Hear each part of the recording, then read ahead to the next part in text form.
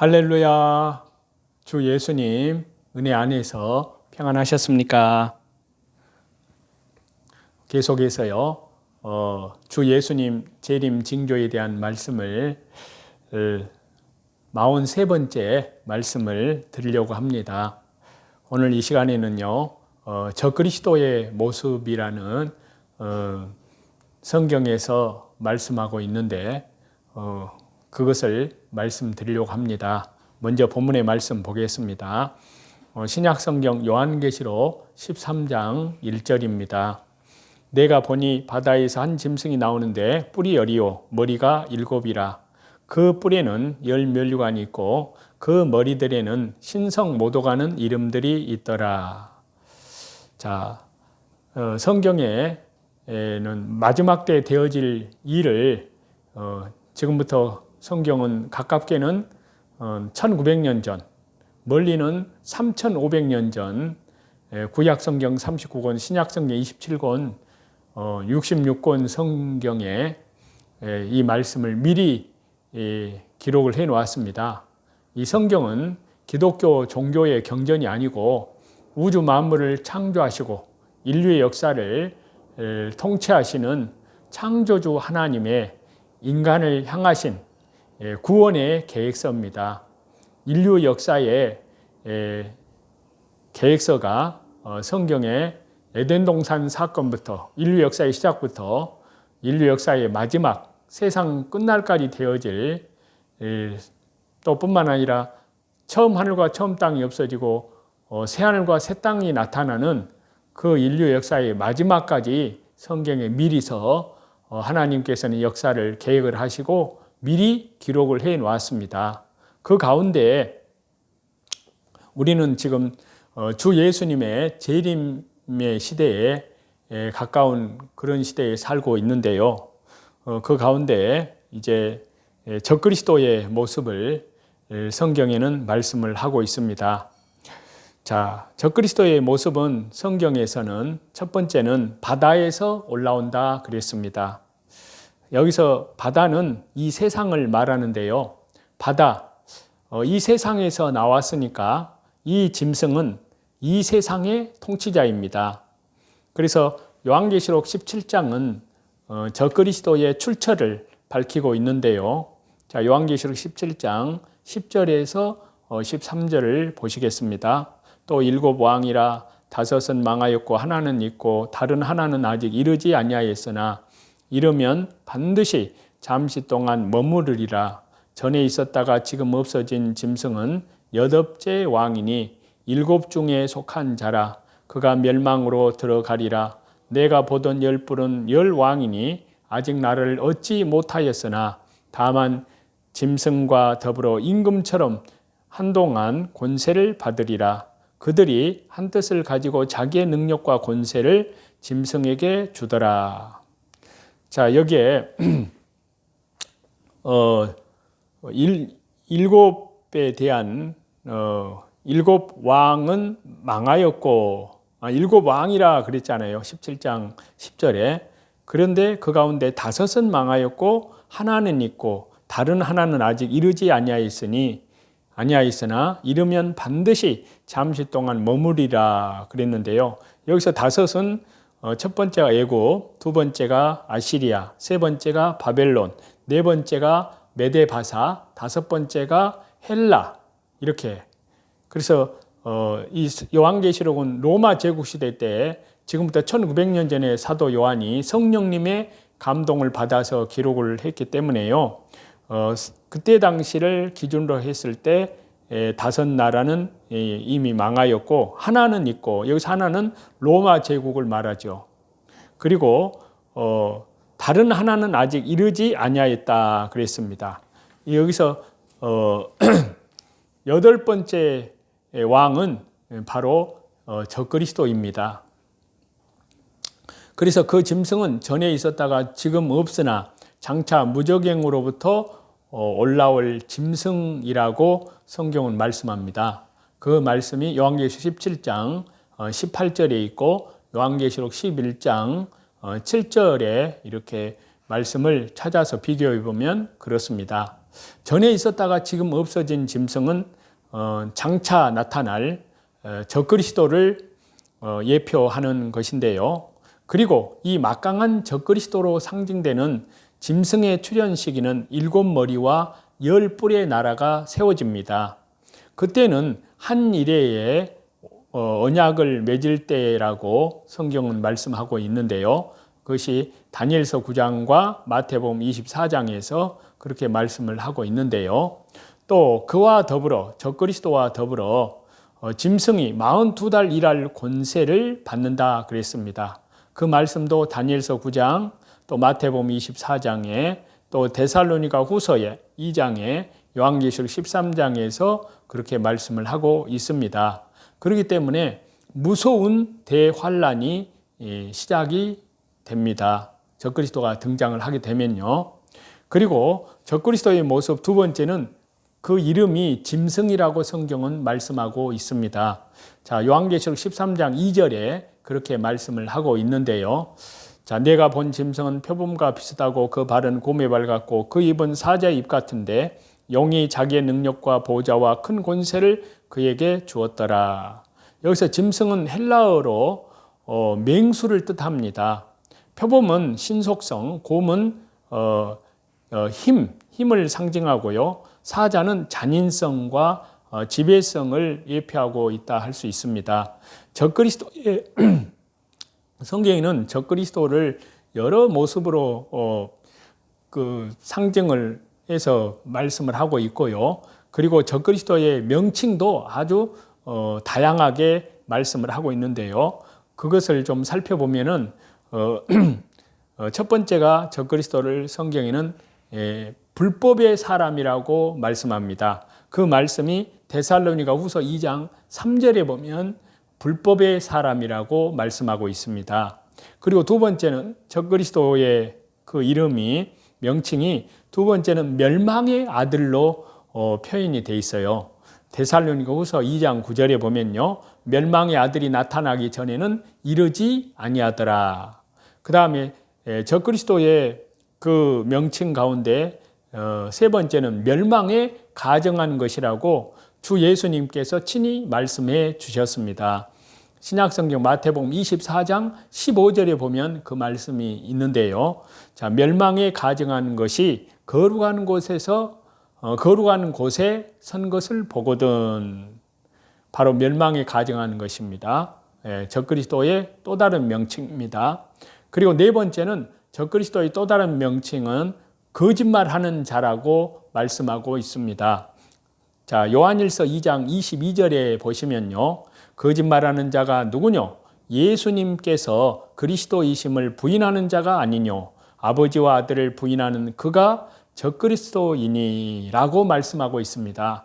그리고 적그리스도의 명칭 가운데 다섯 번째는요. 짐승, 또 다른 말로 7머리, 10뿔 짐승으로 말씀하고 있습니다. 그 말씀이 요한계시록 13장 1절과 2절에 그렇게 말씀을 하고 있는데요. 내가 보니 바다에서 한 짐승이 나오는데 뿔이 10이요 머리가 7이라 라고 말씀하고 있고요. 그 다음에 적그리스도의 명칭 여섯 번째의 또 다른 명칭은요. 작은 뿔로 성경은 또 말씀을 하고 있습니다. 구약성경 다니엘서 7장 8절에 보시면 그 말씀이 있습니다. 자, 다니엘서 7장 8절을 보시겠습니다. 내가 그 뿔을 유심히 보는 중 다른 작은 뿔이 그 사이에서 나더니 먼저 뿔 중에 셋이 그 앞에 뿌리까지 뽑혔으며 이 작은 뿔에는 사람의 눈 같은 눈이 있고 또 입이 있어 큰 말을 하였느니라 라고 말씀하고 있습니다. 그리고 적그리스도의 명칭 여덟 번째는요. 왕이라고도 하고 여덟 번째 왕이라고도 말씀하고 있습니다. 자, 그 말씀이 다니엘서 11장 36절에는 왕이라고 표현하고 있는데요. 자, 다니엘 11장 36절을 보시겠습니다. 이 왕이 자기의 뜻대로 행하며 스스로 높여 모든 신보다 크다 하며. 자, 이렇게 짐승의 이름을 다양하게 적그리스도 이름을 다양하게 표현을 한 이유는요. 그 성격을 나타내고요. 위장과 또 사기, 미혹으로 가득한 존재가 적그리스도임을 나타내기 위해서입니다. 그 다음에 적그리스도의 모습 가운데 세 번째는요, 머리 하나가 상하여 죽게 된 것 같다고 그렇게 모습을 표현하고 있습니다. 자, 요한계시록 13장 3절인데요. 그의 머리 하나가 상하여 죽게 된 것 같더니 그 죽게 되었던 상처가 나음에 온 땅이 이상히 여겨 짐승을 따르고. 자, 이 말씀은요, 주 예수님 그리스도께서 십자가에 죽으시고 부활하신 것을 모방한 것인데요. 자, 이는 역사적으로는 교황권이 철저히 몰락했다가 다시 지금 이 시대에 나타나게 된 것과 관련이 있다 하겠습니다. 1798년 교황 비오 6세는 나폴레옹의 부하 베드데메 장군에 사로잡혀 옥살을 했습니다. 군인들이 교황 비오 6세를 끌고 다닐 정도로 비참했었습니다. 80세의 고령인 교황 비오 6세는요, 1799년 8월 29일 프랑스 발렌스 감옥에서 제수로 옥고를 치렀는데요. 그리고 정부는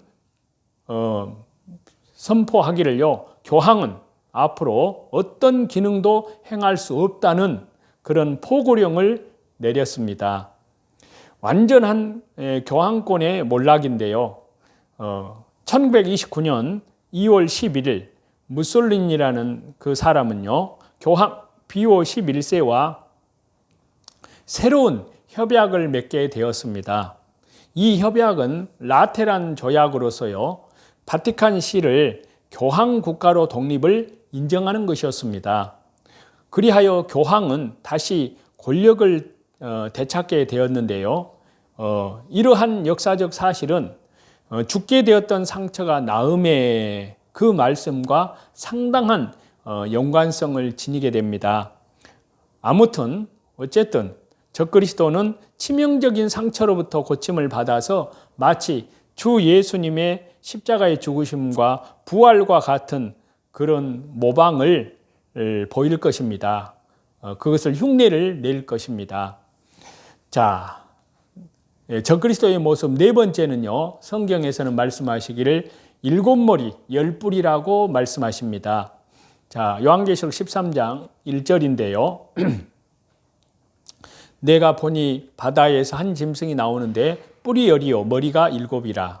그 뿔에는 10멸관이 있고 그 머리들에는 신성모독하는 이름들이 있더라. 자, 이 말씀에서 7머리는 아까 말씀드린 대로 이집트, 아시리아, 그 다음에 바벨론, 그 다음에 메데파사, 그 다음에 헬라, 그 다음에 로마, 그 다음 로마고요. 그리고 이 역사의 마지막 시대 때에 일어날 적그리스도 국가를 말합니다. 이들은 세계의 머리 국가들입니다. 그 다음에 나타나는 것이 적그리스도 국가입니다. 10뿔은 마지막 적그리스도의 국가들로요, 유럽 연합으로 봅니다. 그리고 10뿔에서 10은 만수를 말하는데요. 뿔은 권세를 상징하고요, 완전한 세상 권세를 가진 자들을 의미한다는 그런 뜻이 됩니다. 그리고 적그리스도의 모습 다섯 번째는 성경에서는 말씀하시기를요, 10멸관을 썼더라 그렇게 말씀하고 있습니다. 자, 요한계시록 13장 1절인데요. 내가 보니 바다에서 한 짐승이 나오는데 뿔이 10이요 머리가 7이라. 그 뿔에는 10멸관이 있고 그 머리들에는 신성모독하는 이름들이 있더라 그랬는데요. 자, 10멸관을 썼다는 말씀은요, 세상의 영광을 다 썼다는 것을 말합니다. 로마 교황을 우리가 자세히 살펴보면요, 이보다 세상 영광을 쓴 그런 사람이 또 어디에 있겠느냐 하는 것입니다. 10인, 열에서 10은 만수를 말하는데요. 그러니까 열멸관이라는 것은 세상의 모든 영광을 소유한 것을 말하는 것입니다. 장차 짐승 적그리스도가 정치, 경제, 군사 이 모든 것을 지배하고 있는 것을 말해주고 있는데요. 지금 이 시대 교황의 모습도 그와 같은 모습을 향하고 있습니다. 그리고 적그리스도의 모습 가운데 6번째는요, 신성모독하는 말을 한다고 성경은 말씀합니다. 자, 요한계시록 13장 5절인데요. 또 짐승이 큰 말과 신성모독하는 입을 받고 또 42달 일할 권세를 받으니라.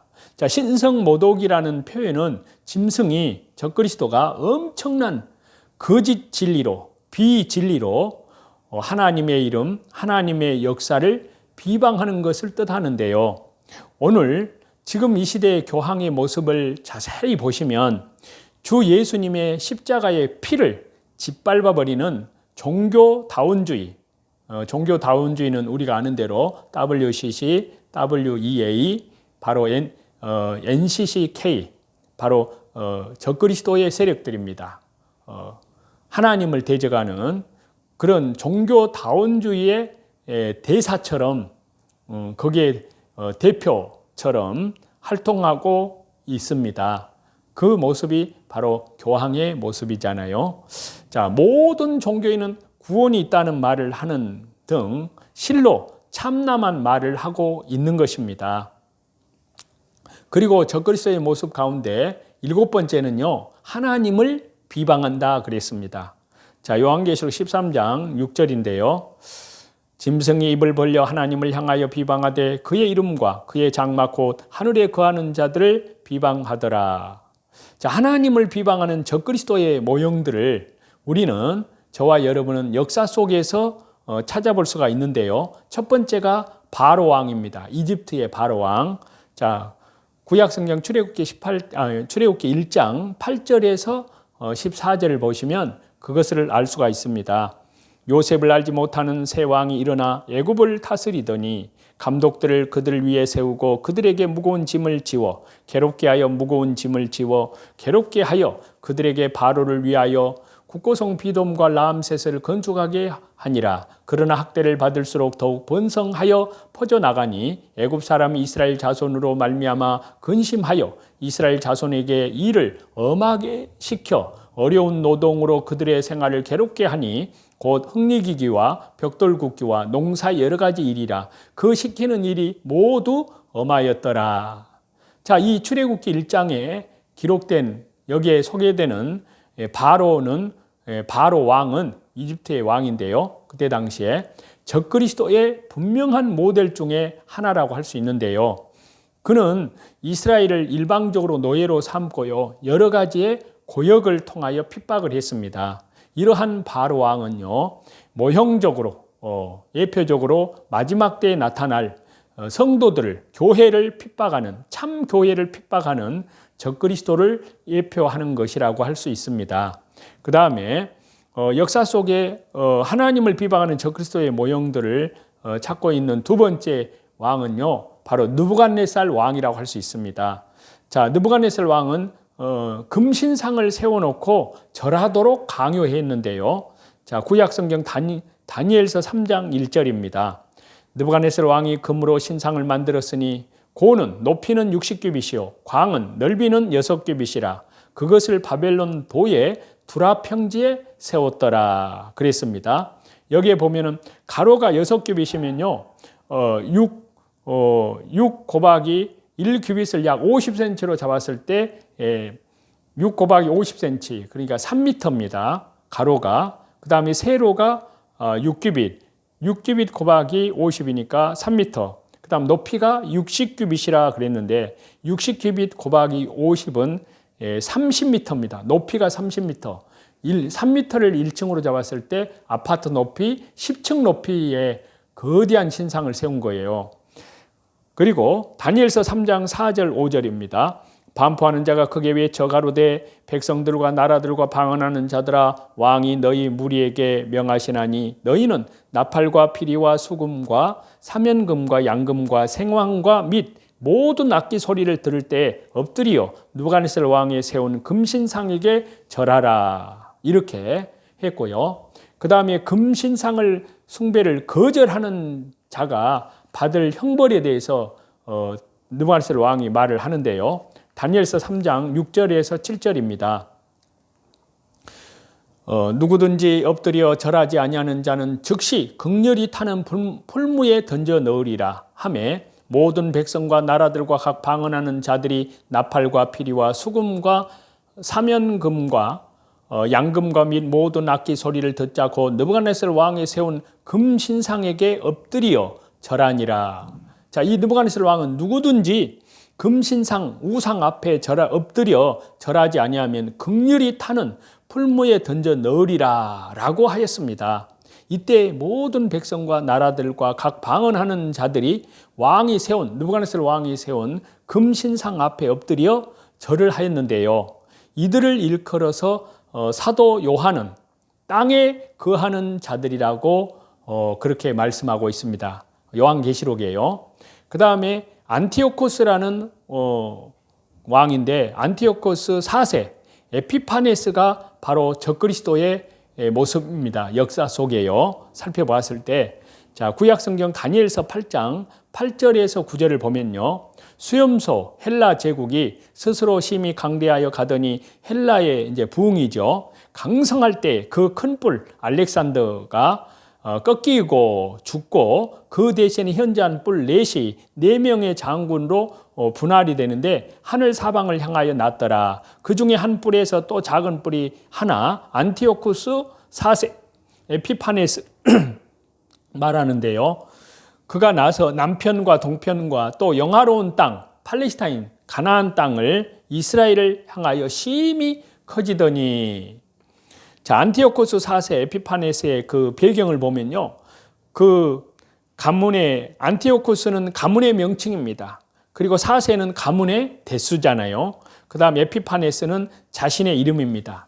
자, 알렉산더 대왕의 장군들 중에 하나인 셀루쿠스 니카터가 수리아를 할당받아 통치하게 되었는데요. 안티오코스 4세 에피파네스는 이 나라의 8번째 왕으로 등극하였는데요. 그의 잔악함은 모형적으로 예표적으로 적그리스도를 예표한다고 할 수 있습니다.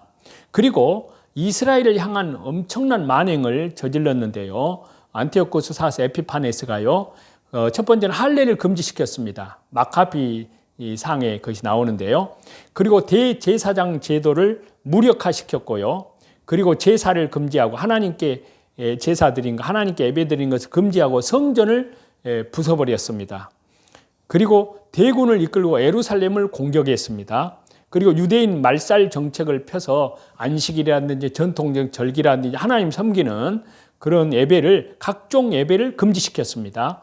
그 다음에 우상을 섬기게 했습니다. 그 다음에는 유대인들을 학살을 했습니다.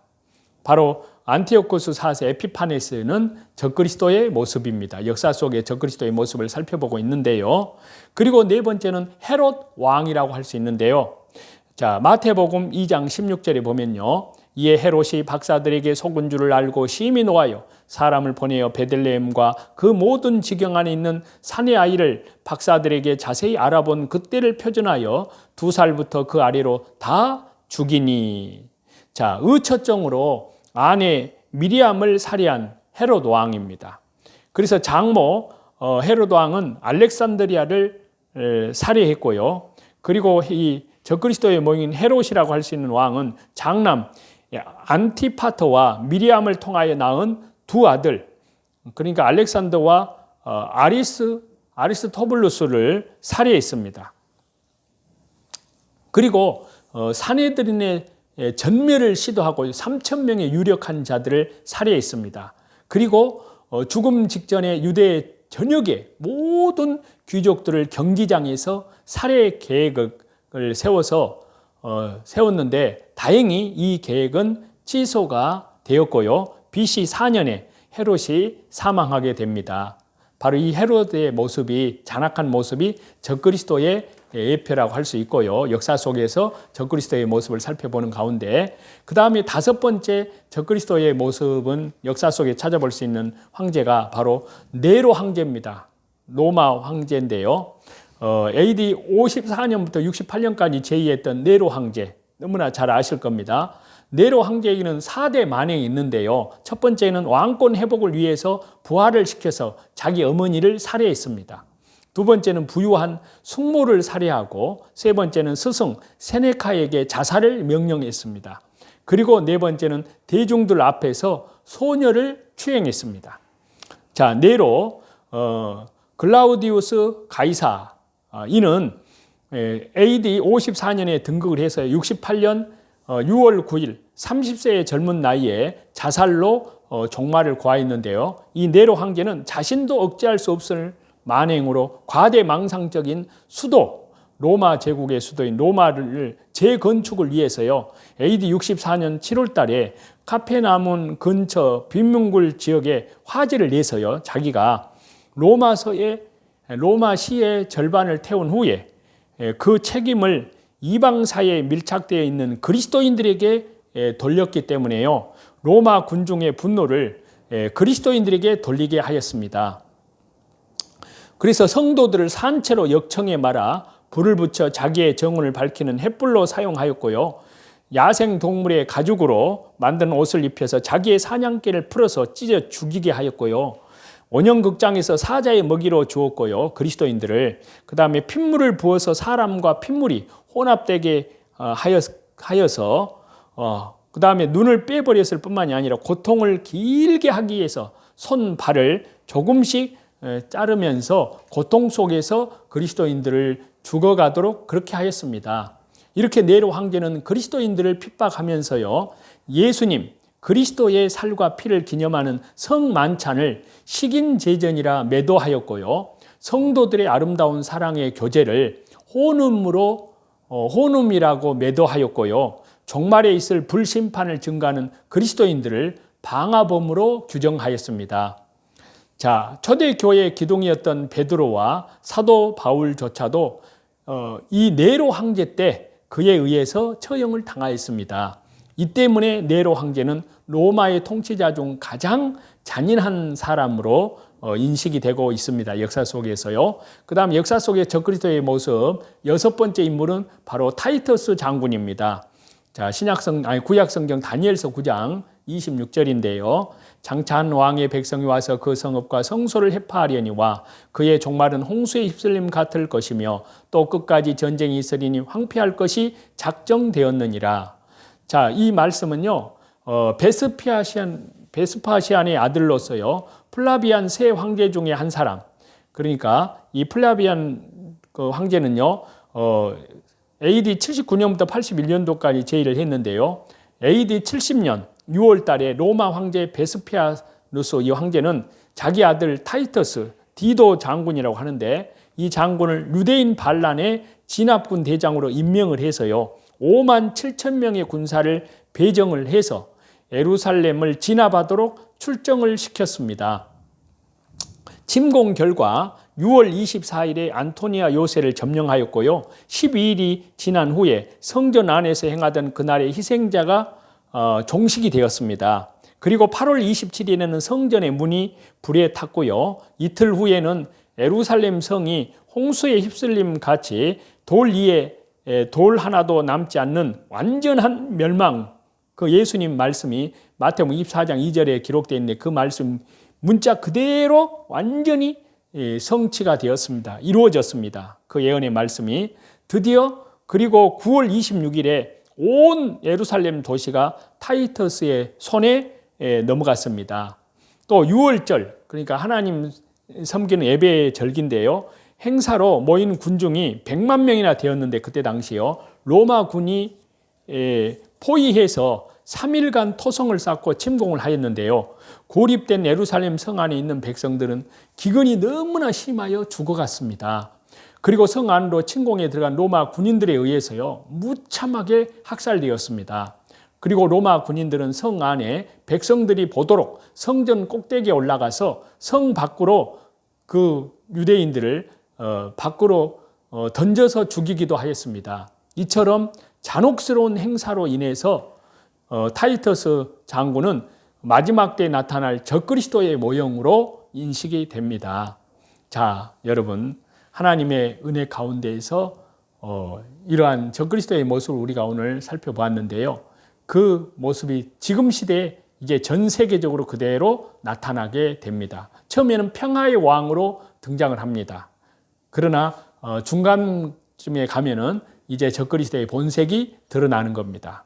그러나 그리스도인들에게는 엄청난 이제 대박해 시대가 오는 거죠. 그것이 바로 오른손이나 이마에 짐승의 표, 적그리스도의 표를 받게 하는 겁니다. 그 표가 없는 사람은 매매를 못하게 한다고 성경에 기록되어 있습니다. 그런데 그 짐승의 표를 받게 되면은 하나님의 진노의 잔에 섞인 것이 없이 부은 포도주로 영원한 불못, 지옥으로 간다고 되어 있습니다. 그래서 그리스도인들은 이미 하나님을 믿는 그리스도께 대한 믿음의 정절을 지키기 위해서 적그리스도 짐승의 표를 절대 받지 않아야 되고 않습니다. 그러나 창세후의 생명책에 기록되지 못한 이 땅에 사는 모든 사람들은 그 적그리스도 세력에 다 굴복을 합니다. 그것이 지금 눈앞에 다가오고 있습니다. 그래서 그리스도인들은 그러한 것들을 알고 하나님의 은혜 가운데서 지금 시대는 순교자적 신앙으로 나아가야 됩니다. 그래서 안으로는 자기 믿음을 성령님, 말씀과 성령으로, 말씀과 기도로 더욱 장성하게 세우고요. 밖으로는 이뤄진 영혼들에게 이 생명의 복음을 증거하는 저와 여러분이 다 되시기를 우리 주 예수 그리스도 이름으로 간절히 축원합니다. 찬송 드리시겠습니다.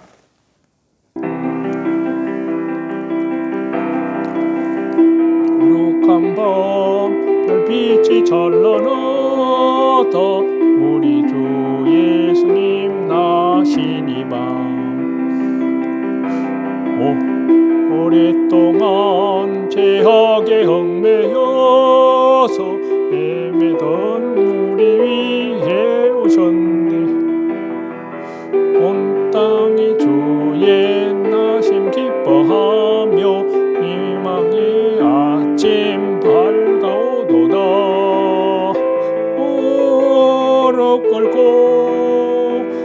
전사와 아담하라 오 거룩한 범들 탄생하신 밤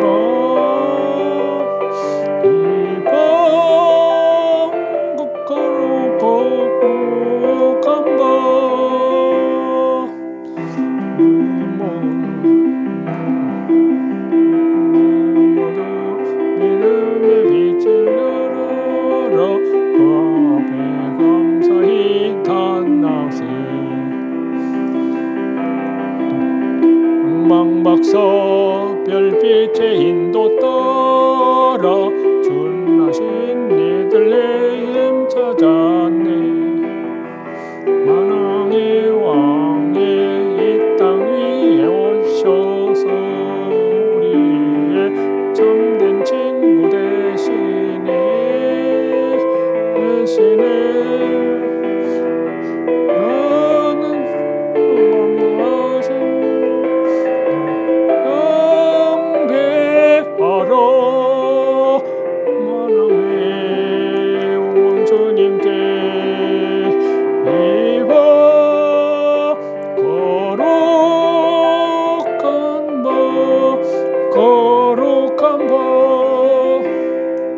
주의 뜻은 사랑과 평화로다 사랑과 평화로다 우리도 서로를 사랑하세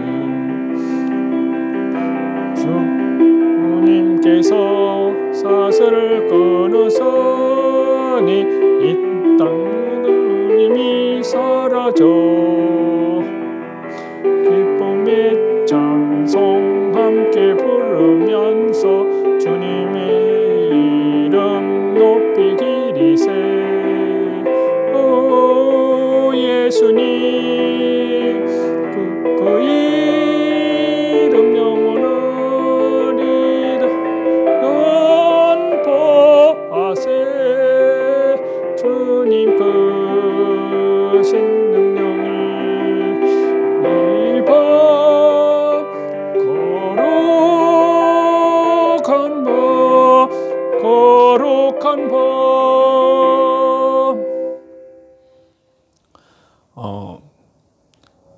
찬송 내용이 너무 좋아서 드렸는데 제가